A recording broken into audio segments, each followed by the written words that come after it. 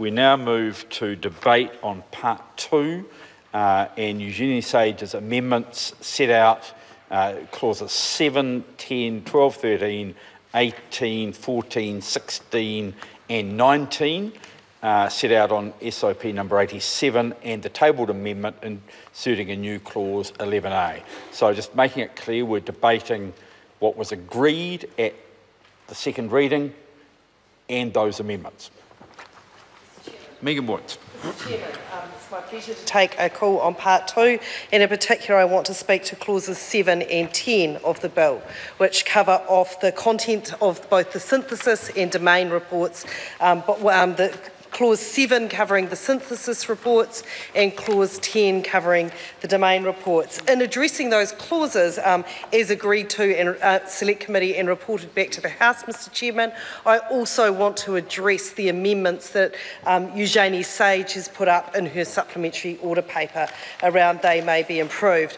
If we turn our attention first of all, Mr. Chairman, to Clause 7 of the bill, which is the contents of the synthesis reports, which asks that each synthesis report must describe in relation to the topics prescribed in regulations made under Section 18, and I'll come to Section 18, Mr. Chairman, in a further contribution, all the matters, the state of New Zealand's environment, including biodiversity and ecosystems, the pressures that might be causing them. But, Mr. Speaker, why we are supporting the supplementary order paper that addresses Clause 7 of this legislation is that what we want to see to have meaningful environmental reporting that is of genuine benefit to the environment, that we have some way of analysing what is the cause of the state of the environment in which we are observing. That what we are seeing in terms of the legislation as it is before us in Clause 7, Mr. Chairman, is that it is far too descriptive and not analytical enough.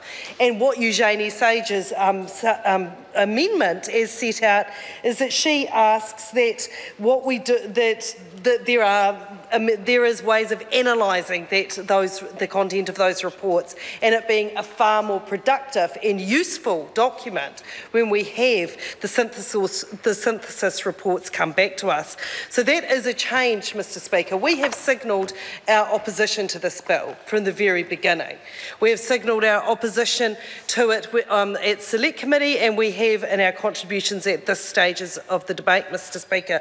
But what we have also signalled is that if there could be some changes made to the legislation as it's reported back, that we would be willing to support it. And actually making sure that we had meaningful synthesis reports and meaningful domain reports, and the way in which the SOP sets out the amendments that actually would go some way to achieving it, would mean that Labour could support this legislation.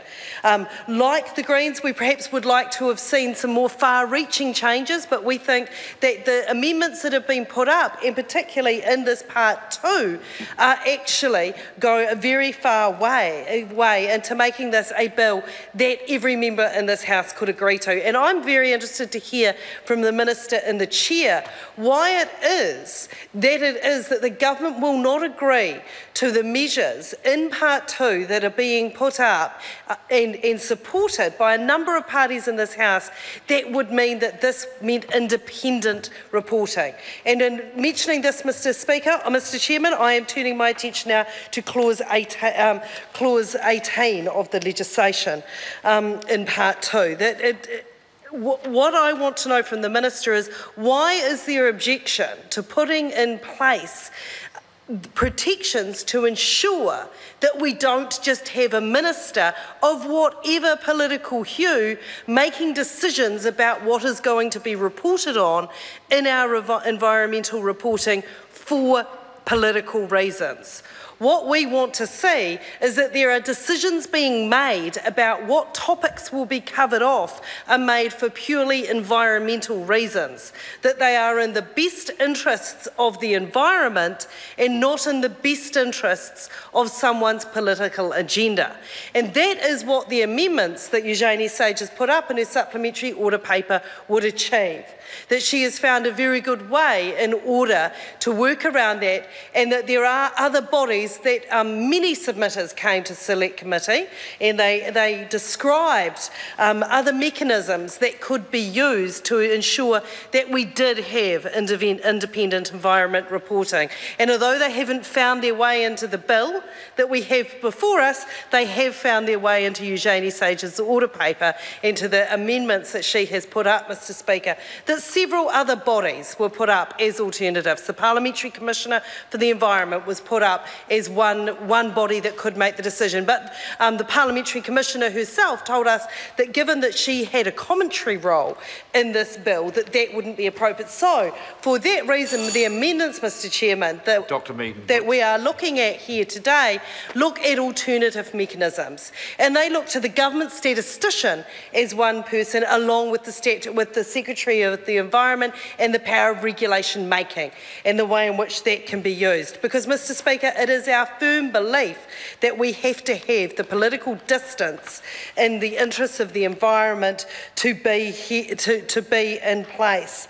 Because, Mr Speaker, the other clause I want to turn my attention to now is the role of the Commissioner, which I've alluded to in my discussion of clause in a previous clause. The role of the Commissioner is a very specific function under this legislation, as covered off in clause 17. It's in accordance with the function and powers under the Environment Act of 1986.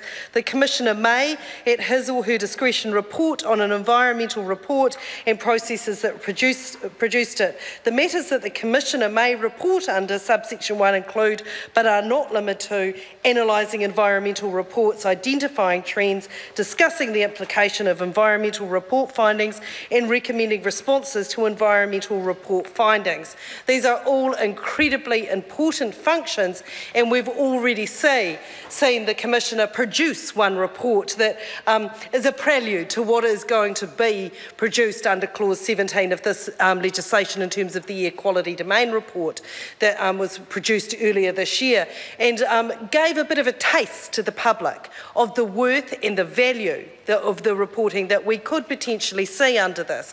What we had from the Commissioner was a very sound consideration of the science, particularly in regard to particulate levels and what it is that we should be measuring when we are considering air quality in New Zealand.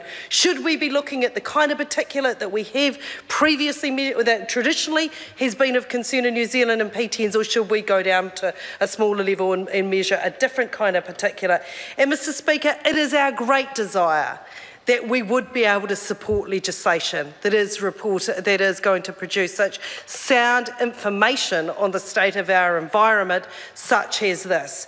Mr Speaker, it is with sadness that Labor isn't able to support this legislation, that we are one of the very few countries in the OECD that doesn't have an environmental reporting framework, and to hear the contribution from the Chair of the Select Committee, who did a very fine job in chairing that Select Committee, to say that we're clutching at straws, echoing the words of the Minister who was in the chair last night, is simply not true.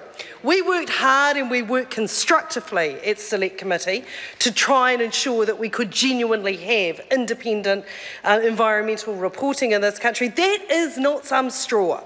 The fact that you don't have political decision-making for political purposes around how it is we are going to have a safeguard around our environment is not what I call a straw. And perhaps the Minister and the Chair of the Select Committee's attitude to that gets to the very heart of the problem, and why it is that we have a deficit in this legislation that we're here debating tonight, because they don't see a problem with having political interference and a political oversight in how it is that we measure the state of our environment. But for us in Labor and on this side of the House, that is not just a straw in the wind. That is a fundamental that has to be there in any piece of legislation that purports to be about reporting on the state of our environment. It is lacking here, and I will cover off some other things that are lacking in this legislation and further contributions in this part, Mr Chairman. But for this, I want to hear from the Minister, I'd like to hear the Minister on his feet and giving us an explanation as to why it is that we cannot put in place the mechanisms that are being put up in a supplementary order paper that would give us independence. What is it that is so frightening about having a level of independence in the decision-making around what it is that we report on? This is something that has to be addressed in the course of this debate. We cannot just have a minister who sits there and refuses to address such a fundamental question as that. We are not asking for the earth, Mr Chairman. We are asking for a basic tenet of any robust and good environmental reporting system, and that is independence from political interference. That is not too much to ask. And until we can see that in this legislation, we cannot support it. But, Mr Chairman, if members of the opposition find it in the course of this debate that Mr Chairman,